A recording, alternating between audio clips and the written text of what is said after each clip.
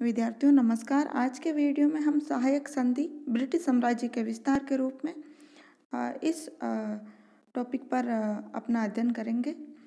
सहायक संधि जो है उसका जन्मदाता या सहायक संधि का जनक लॉर्ड वेलेज़ली को माना जाता है, क्योंकि लॉर्ड वेलेज़ली ने सर्वप्रथम सहायक संधि नीति का व्यापक तौर पर प्रयोग किया था। हालांकि सहायक संधि का सर्वप्रथम जो प्रयोग है वो फ्रांसीसी गवर्नर डुप्ले के द्वारा हुआ था।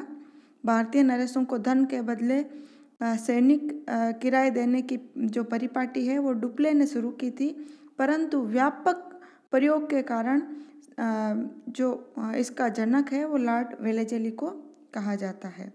लॉर्ड वेलेज़ली 1798 ईस्वी में भारत का गवर्नर बना। उस समय अंग्रेजी जो कंपनी थी उसकी भारत में स्थिति कुछ खास मजबूत नहीं थी। कंपनी के अस्तित्व को खतरा उत्पन्न हो रहा था, अतः हस्तक्षेप की जो पुरानी नीति थी वो दोषपूर्ण एवं अहितकर सिद्ध हो रही थी। इसलिए वेलेज़ली ने यह आवश्यक समझा कि अंग्रेजों के साथ संधि करने वाले शासकों की स्थिति घटाकर अधीनस्थ कर दी जाए। फलस्वरूप वेलेज़ली ने सहायक संधि प्रथा का सूत्रपात किया। लॉर्ड वेलेज़ली ने भारतीय प्रांतों पर नियंत्रण रखने, फ्रांसीसी प्रभाव को कम करने तथा एक शक्तिशाली सेना बनाने हेतु एक योजना तैयार की, जिसे आज इतिहास में हम सहायक संधि के नाम से जानते हैं।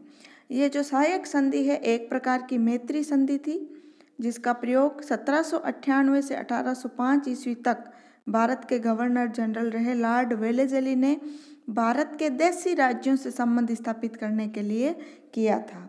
अर्थात ये मैत्री संबंधी थी जो कंपनी और भारत के देशी राज्यों के मध्य होती थी। सहायक संधि अंग्रेजों की साम्राज्यवादी नीति पर आधारित थी। इस संधि के प्रयोग से भारत में अंग्रेजी सत्ता की श्रेष्ठता स्थापित हो गई। वस्तुतः लॉर्ड वेलेज़ली के पद प्राप्ति के समय अर्थात 1798 ईस्वी में भारत की जो राजनीतिक स्थिति थी वो अत्यंत संकटपूर्ण थी। जॉन शॉर के हस्तक्षेप की नीति के कारण कंपनी कई खतरों से घिरी थी। यूरोप में हो रही फ्रांसीसी क्रांति से परिस्थितियां गंभीर हो गई थी। टिप्पू फ्रांसीसियों से गठबंधन कर रहा था और नेपोलियन भारत पर हमला करने के लिए मिस्र पर आधिपत्य स्थापित करने का प्रयत्न कर रहा था। अमेरिकी जो उपनिवेश था वो इंग्लैंड के हाथों से निकल चुका था। उपरोक्त परिस्थितियों से निपटने के लिए वेलेज़ली ने एक जो सहायक संधि प्रणाली है उसका उपयोग किया और अपनी नीति संचालन के क्रम में कुछ उद्देश्य वेलेज़ली ने निर्धारित किए। पहला है भारतीय राजनीति को अपने अनुकूल बनाने एवं कंपनी की सीमा विस्तार के लिए हस्तक्षेप एवं सक्रिय नीति का संचालन करना। दूसरा, कंपनी को सर्वोच्च शक्ति के रूप में भारत में प्रतिष्ठित करना। भारत में जो फ्रांसीसियों का प्रभाव जो बढ़ रहा था उस बढ़ते प्रभाव को समाप्त करना। भारतीय राज्यों को कंपनी का संरक्षण स्वीकार करने के लिए बाध्य करना। पनिकर ने स्पष्ट किया है कि इस काल की दो प्रमुख विशेषताएं थी। प्रथम तो यह कि समस्त जो संधियां थी वो समानता के आधार पर की गई थी। कंपनी ने अपनी प्रमुखता स्थापित करने का प्रयास नहीं किया। दूसरी, अपनी प्रजा पर शासकों का पूर्ण अधिकार बना रहा और राज्यों के आंतरिक मामलों में हस्तक्षेप जो है वो कंपनी ने नहीं किया। इस व्यवस्था के संबंध में पनिकर ने एक अत्यंत ही सुंदर टिप्पणी की है। सहायक संधि प्रथा सुरक्षात्मक प्रथा के रूप में विकसित हुई थी, जिसके द्वारा कंपनी अपने व्यापार के लिए आतुर थी और अपनी रक्षा व्यवस्था के प्रति दृढ़ थी। उसने ये जो कार्य है केवल अपनी सीमा के लिए नहीं किया, बल्कि भौगोलिक दृष्टि से अपने निकट पड़ोसी राज्य के लिए भी किया। बाद में लॉर्ड सेलिसबरी ने इस नीति के बारे में कहा कि ये जो नीति है वो पृथ्वी को मंगल नक्षत्र के आक्रमण से बचाने के लिए चंद्रमा के लिए की गई सुरक्षा की भांति है। अर्थात पृथ्वी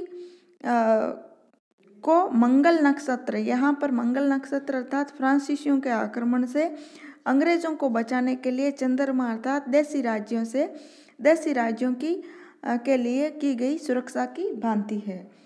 वेलेज़ली ने अपने दो लक्ष्य बनाए थे। पहला लक्ष्य भारत में कंपनी की सत्ता को सर्वोपरि बनाना तथा भारतीय राज्यों को कंपनी का संरक्षण स्वीकार कर लेने के लिए बाध्य करना, और दूसरा लक्ष्य था भारत को फ्रांसीसी प्रभाव से मुक्त करना। इस संधि को 2 चरणों में भारतीय राज्यों पर लागू किया गया। प्रथम चरण, अंग्रेजों ने आर्थिक लाभ तथा अन्य शर्तों के साथ मित्र शासकों को अपनी सेनाएं उधार दी। दूसरा चरण, जब देशी राज्य धन देने में असमर्थ होने लगे, तब सेना के व्यय के बदले प्रदेश लेना कंपनी ने प्रारंभ कर दिया। सहायक संधि की शर्तें। ये जो सहायक संधि थी, ये कंपनी और देशी राज्यों के बीच होती थी, जिसके अंतर्गत संधि करने वाले राज्य को कंपनी सैनिक सहायता प्रदान करके सुरक्षा प्रदान करती थी, और वह जो राज्य था वो या तो उस सेना का खर्च देता था या उस खर्च के बराबर आय का भूभाग कंपनी को हस्तांतरित कर देता था। दूसरा, उस राज्य की जो विदेश नीति थी उस पर भी कंपनी का नियंत्रण, अर्थात जो विदेशी संबंध है वो कंपनी के अधीन हो जाते थे, और अन्य राज्य से विवाद होने की स्थिति में अंग्रेज़ों को मध्यस्थ के रूप में स्वीकार करना पड़ता था, और जो देशी राज्य थे वे कोई युद्ध नहीं करेंगे, ये भी शर्त थी। संधि करने वाले शासक को अपने राज्य में एक ब्रिटिश रेजिडेंट भी रखना पड़ता था, जिसके परामर्श से जो शासक था वो अपने राज्य में शासन करता था।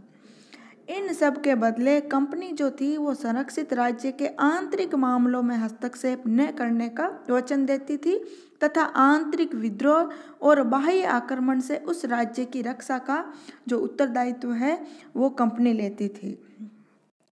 सहायक संधि के क्रियान्वयन हेतु वेलेज़ली की नीति।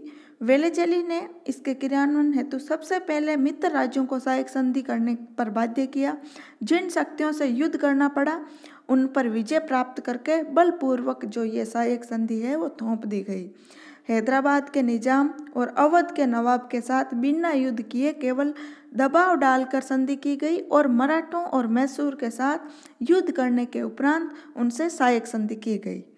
सहायक संधि स्वीकार करने वाले राज्य 1798 ईस्वी में जो हैदराबाद था वो भारत में सहायक संधि को स्वीकार करने वाला पहला राज्य बना, और जो सहायक संधि को स्वीकार करने वाला जो भारत का पहला शासक था वो हैदराबाद का निजाम था।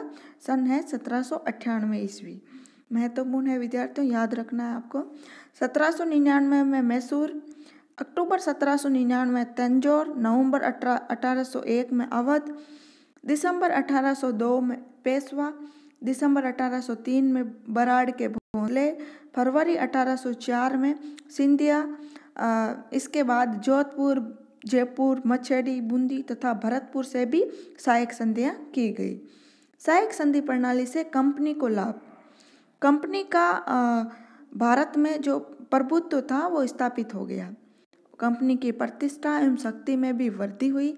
कंपनी को भारतीय राज्यों के खर्च पर विशाल सेना भी मिल गई, जो अल्प सूचना पर किसी भी समय किसी भी दिशा में लड़ने के लिए प्रस्तुत थी, तैयार थी। भारतीय शासकों पर नियंत्रण स्थापित हो गया। वे न तो किसी प्रकार का संगठन बना सकते थे और न ही किसी निर्णय को स्वयं स्वतंत्र होकर ले सकते थे।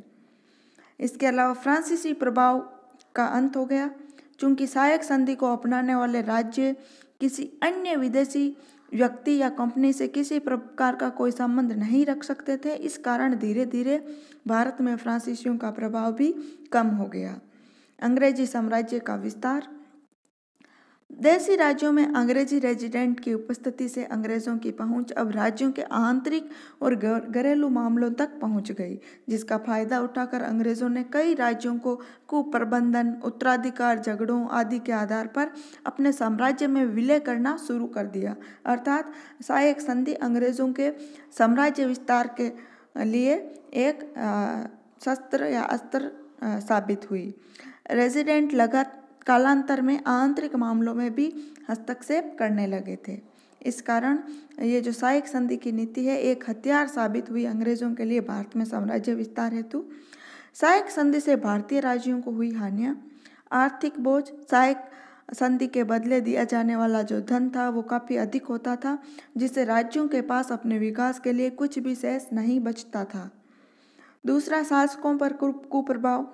शासकों का जो काम था वो अब नगण्य हो गया। विद्रोह और बाह्य आक्रमणों से भी शासकों को मुक्ति मिल गई, क्योंकि ये जो कार्य थे ये अंग्रेजों के सैनिक करने लगे। परिणाम स्वरूप शासक अब आलसी और विलासी बन गए। राज्य प्रबंधन में उन्होंने रुचि लेना बंद कर दिया, जिसका फायदा कालांतर में अंग्रेजों ने उठाया। जनता पर कुप्रभाव।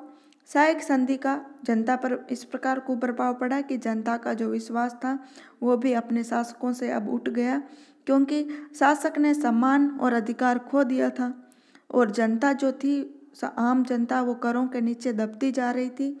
परिणाम स्वरूप जब अंग्रेजों ने राज्य को हड़पना शुरू किया तब जनता ने शासक का कोई सहयोग नहीं किया।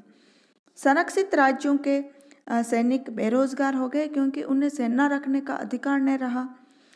बेकार हो जाने से जो सैनिक थे राज्यों के, वे चोरी डकैती करने लगे, कुछ पिंडारियों के दल में शामिल हो गए। इस तरह सहायक संधि की जो नीति है भारतीय नरेशों एवं भारतीय जनता के लिए बड़ी घातक सिद्ध हुई। कार्ल मार्क्स ने सहायक संधि प्रणाली का वर्णन करते हुए कहा है कि यदि आप किसी भी राज्य की आय को दो सरकारों के बीच में बांट दें तो आप निश्चय ही एक के साधनों को तथा दोनों के प्रशासन को पंगु बना देंगे। अर्थात जो देशी राज्यों के जो साधन हैं वो पंगु हो गए और दोनों का प्रशासन अर्थात जनता के लिए शासक और कंपनी दोनों का जो प्रशासन था वो किसी भी हद में लाभकारी नहीं हुआ। एक अंग्रेजी टीकाकार ने सहायक संधि की तुलना एक ऐसी नीति से की है जिसमें मित्रों को उस समय तक मोटा करो जब तक वे हड़पने योग्य न हो जाए। निश्चय ही ये जो प्रणाली है भारतीय राज्यों के लिए एक मीठा विष थी। किंतु डॉक्टर एम.एस. मेहता ने लिखा है कि कंपनी के संचालकों ने वेलेज़ली की नीति को पसंद नहीं किया, इसलिए वेलेज़ली के उत्तराधिकारी को भारतीय राज्यों के प्रति उदार नीति का अवलंबन करने का निश्चित आदेश जो है वो दे दिया। वहीं कुछ विद्वानों का कहना है कि वेलेज़ली की सहायक संधि का प्रथा का गहन अध्ययन करने से पता चलता है कि उन शर्तों में पारस्परिक सहयोग की भावना थी तथा भारतीय राज्य की सार्वभौम सत्ता उन्हीं राज्यों में नहीं थी। इसमें कोई संदेह नहीं कि सिद्धांत दोनों पक्षों में समानता के आधार पर संधि की गई थी, किंतु उनका जो व्यवहारिक स्वरूप था वो कुछ अलग ही था। इस बात से कोई इनकार नहीं कर सकता कि वेलेज़ली अपने पूर्वाधिकारियों की हस्तक्षेप की नीति से निश्चित रूप से अलग हट गया था। उसकी इस नीति को हम सुरक्षित घेरे की नीति नहीं कह सकते और निश्चित रूप से वेलेज़ली इस नीति से बहुत आगे बढ़ गया था। निष्कर्षतः जो सहायक संधि प्रणाली है वो साम्राज्य निर्माण के कार्य में एक भेदीय शत्रु की भूमिका निभाने लगी। सहायक संधि को स्वीकार करने वाले भारतीय जो राज्य थे वो निशस्त्र हो गए, क्योंकि अब उन्हें कंपनी का संरक्षण प्राप्त था। सर थॉमस मुनरो लिखते हैं कि राज्यों ने अपनी स्वतंत्रता, राष्ट्रीय चरित्र और वे सब जो किसी देश को प्रतिष्ठित बनाते हैं उसको बेचकर सुरक्षा मोल ले ली। ऐसी सुरक्षा किस काम की। इस प्रकार सहायक संधि द्वारा कंपनी न केवल एक विशाल सेना को भारतीय राज्यों के वेब पर रखने में सफल रही, वहीं अपार धन और उपयोगी प्रदेश भी कंपनी ने प्राप्त कर लिए और बिना लड़े अनेक राज्यों में अपना विस्तार करने में कंपनी सफल रही। वहीं जो भारतीय राज्य हैं वो केवल सुरक्षा के बदले कंपनी के अधीन, धनहीन व संप्रभुता विहीन हो गए। विद्यार्थियों, आज हमने सहायक संधि का ब्रिटिश साम्राज्य के विस्तार के रूप में अध्ययन किया। वीडियो यहीं समाप्त करते हैं। धन्यवाद।